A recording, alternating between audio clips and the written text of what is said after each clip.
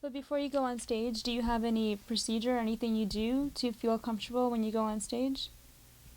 Well, stage is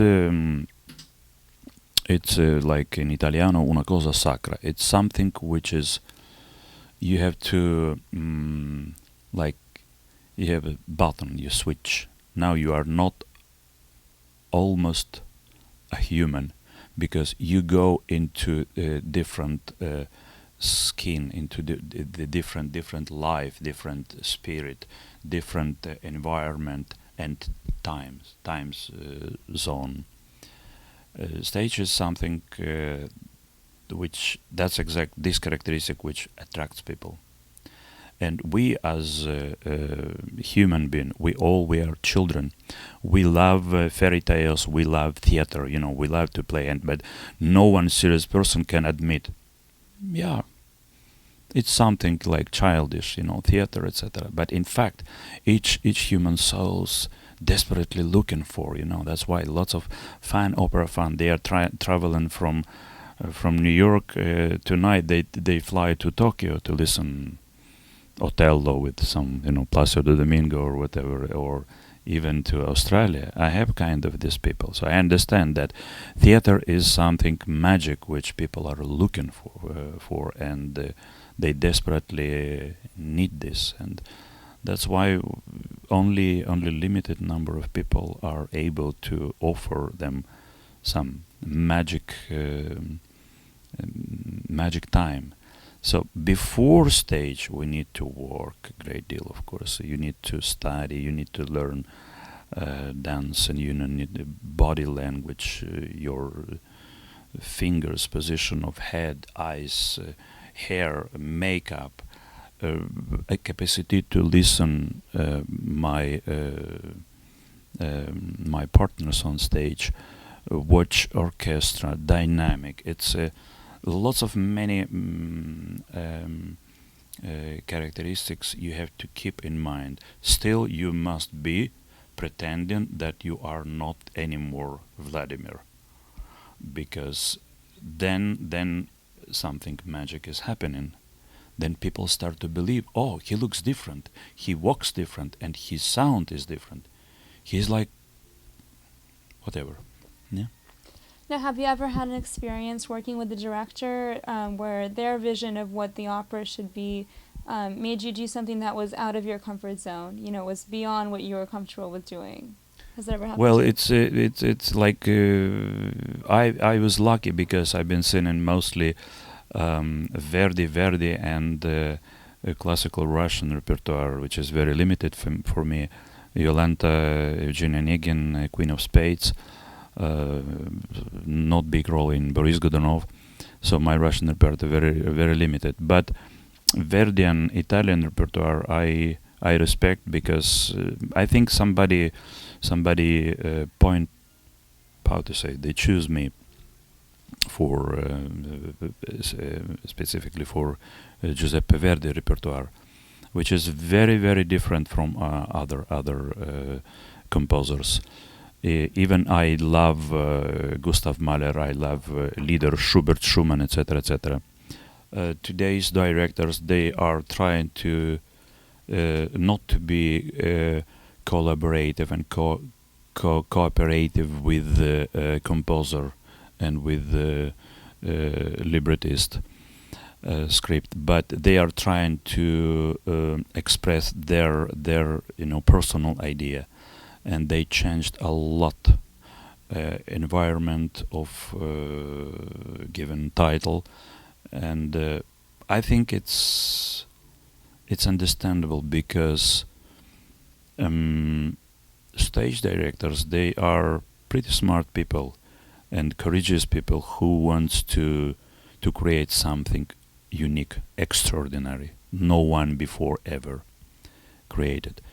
But if we go to history, which is not that old, 50, 60, 70 years old, history of opera known for us, we can visualize by watching films, and we see that there is dramatic difference between their quality and today contemporary quality. I don't want to say that they were better, and now our contemporary interpretation of opera is different. But there are so many irresponsible people. They are trying, to change or to make kind of very personal reform to prove that, I'm someone. And I don't think that Tosca in uniform, German uniform, has any message. It's an experiment. Then we say this is not opera house. Opera house should not produce this kind of. Opera house should stay on and respect the creation of genius composers and poets. I think they do not respect when they change this. The Pyotr Tchaikovsky, he knew definitely that Evgeny Onegin has this particular dress, this thing, his hairstyle, his body language, etc., etc., his voice, his words. But now Evgeny Onegin come in, bicycle, the hat, or how you call it, or with the briefcase, or on motorcycle, on stage. Awful. That's awful. So, but nevertheless, technology today, incredible electronic capacity, computer level today has endless, enormous possibility to produce beautiful, spectacular scenery on stage. Visual. It's opera getting into the visual arts. And if you remember last productions of Wagner here, there are lots of electric. It looks like Star Wars, and that's exactly idea of Wagner. That's the unique case when light, technology works for that 150 years old title of Wagner. I love this idea. What made you decide to choose to start teaching? I think I have genes. My father was teacher in school, and I've been watching him.